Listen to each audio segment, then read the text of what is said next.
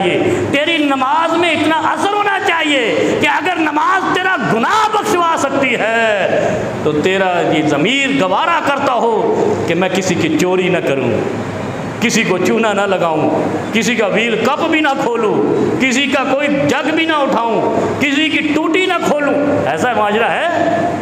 ये नमाज करती है ये काम, और कोई काम नहीं करेगा। और डंडे से रोकना तो रुकना है ही नहीं, तो जबर है। और जैसे आजकल आपके मुल्क में किया जा रहा है, डंडे से कहा जा रहा है तू इसको छोड़ दे, तू उसके दाखिल हो जा, तू इधर से हट जा, तू उधर, वो क्या कहते हैं, बयान दे दे, तेरी माफ़ी हो जाएगी।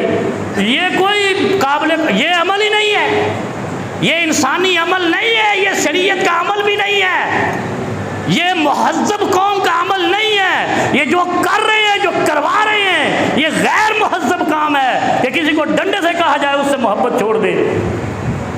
और क्या कहूँ, दूर फिटे मुँह। और डंडे से मोहब्बत भी निकली है, बंदूक से मोहब्बत भी निकली है। बंदूक का खौफ गोली के चलने तक है, चल गई तो अगला फिर खड़ा होता है। ऐसे ही है। और कुरान क्या